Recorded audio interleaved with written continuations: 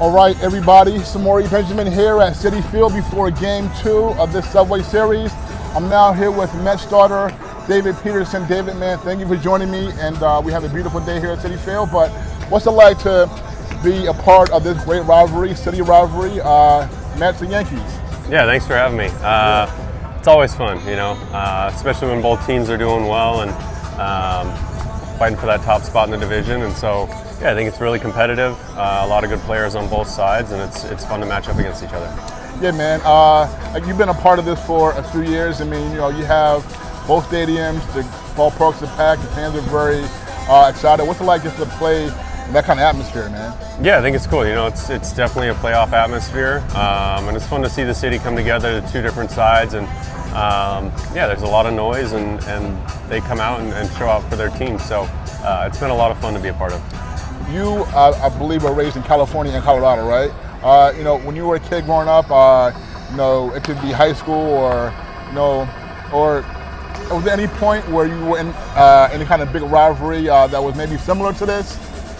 Yeah, I mean, I think we had a pretty good rivalry with another high school in Denver, and then when I was at Oregon State, Civil War.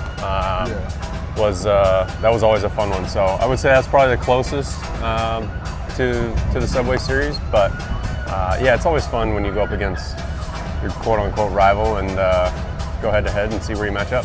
Yeah, I know you were at Oregon. You had a great career there. I'm just interested, when you were coming up, just how did you first just get your interest for baseball? Yeah, my dad got me going early, and I started playing really young, and it's kind of my first love and what I always wanted to do. I know you were in California and Colorado. Did you see any difference from the level of competition you were playing against as a kid when you went from California to Colorado? Yeah, I think there was definitely a difference when I first got there. California had a lot more prevalent, competitive travel ball system, and I think it comes with being able to play year-round. But I think by the time I left high school, we had a really good senior class of guys coming out of Colorado, a bunch of D1, quite a few guys drafted, and so it was fun to watch Colorado baseball improve as the years went on. Yeah, I know in high school you had a chance to be part of the Under Armour game at Wrigley Field. So I mean, yes, as a young ball player at that time, how much confidence did that give you? Yeah, it was great. I think being able to play in a big league stadium, I've got to play in a few, so I think it was a lot of fun to kind of be able to play on that field, feel the mound, and experience the atmosphere. I know you got drafted and you decided to go to Oregon. So what was your thought process behind that, and how did you end up going to Oregon? Yeah, I was 2014 was my senior year of high school, and I was looking at deciding between the draft and college, and kind of had the decision made for me. I broke my leg my senior year, and so I didn't necessarily end up where I wanted to or thought I would out of the draft, and so thought the best path was go to college, further my development, and then get ready for the draft in a couple years. So what was it like, just the competition of Pac-10, Pac-12 baseball for you? Yeah, it was great. Awesome competition. Very fundamental pitching, small ball, doing the little things, which I feel like gave me a good foundation. Definitely helped me with some of the things like controlling the running game and stuff like that, and fielding my position, and so yeah, I had a great time. It was good competition, and got me ready for pro ball. Yeah, I know that you had a game where you set the school record for most strikeouts in the game. I believe you broke Tyler Anderson's single game record. I believe you had 17 strikeouts that game. So what do you remember about that game, and how were you able to have had that big game? Yeah, it was nothing really special to it. Just felt like another game, and by the end of it, came out and had a bunch of strikeouts, and were able to win that game, and so it was a lot of fun. So drafted by the Mets, first round. So after being drafted later in high school, you go to college, first round draft pick now. So how did it feel? It was an awesome feeling. Just going through those 3 years of college, missing out on the draft in high school, and so being able to go through that process and then being selected in the first round was a huge honor, and something I take a lot of pride in. And so at that point, it was kind of getting all the festivities done, get the contract signed, and then report and start my minor league journey.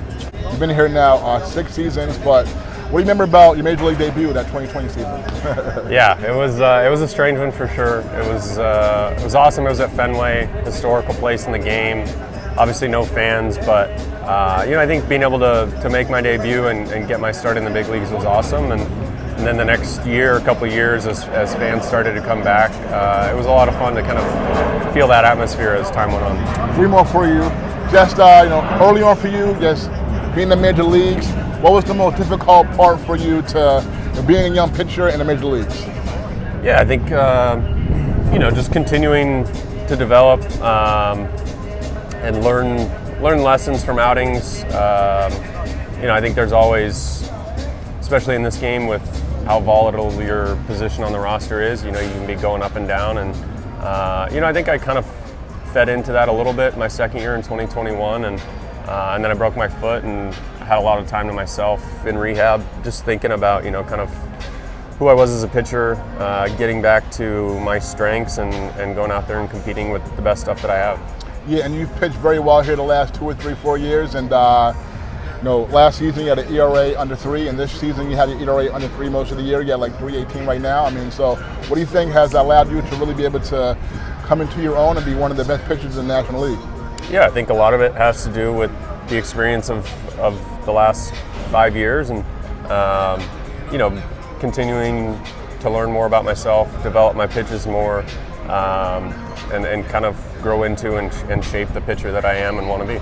Was there a hitter when you first came in who you grew up watching, who you were like, wow, I grew up watching these guys and now I'm facing them? Yeah, there was quite a few guys. You had some guys kind of towards the end, like a Nelson Cruz. Trying to think of who else.